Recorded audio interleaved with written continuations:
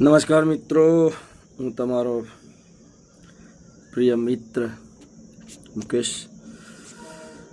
મહાકાલથી આવીને એવું લાગે છે કે હૃદય મહાકાલ ભૂલી ગયું છું, ઉજ્જૈન ભૂલી ગયું છું અને શરીરે જ આ બાજુ આવી છે. ઘણો આનંદ થયો. મહાદેવનો બોલાવો, મહાકાળનો આમંત્રણ હતું. નસીબ યોગે જેને આમંત્રણ એ જ જઈ શકે છે. હું કેટલા 6-7 વર્ષથી ઉજ્જૈન જવાનો વિચારધારા હતી મારી, પણ નહોતું મેળ પડતું.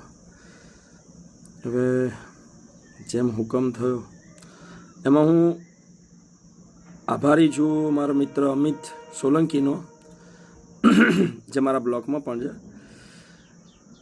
એમને મને ઘણો સહયોગ આપ્યો આવવા જવામાંથી લઈને બધી રીતે, કેમ કે હું ફર્સ્ટ ટાઈમ હતો ને ભાઈનું અવર જવર ચાલુ જ રહી છે.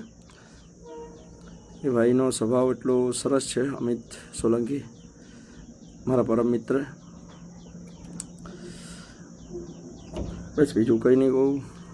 એકવાર જરૂર જજો ઉજ્જૈન મહાકાલ નગરીમાં. નસીબ બદલાઈ જાય છે.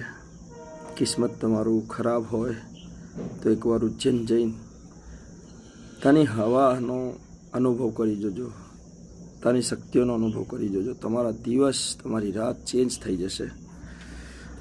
હું એક સામાન્ય માણસ છું, પણ મારી વેદના અને મારી ભાવના મેં ત્યાં પૂરી રીતે ચેન્જ થઈ ગઈ.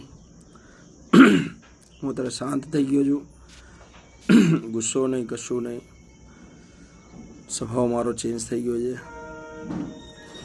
નેક્સ્ટ બ્લોગમાં જરૂરથી મળીશું.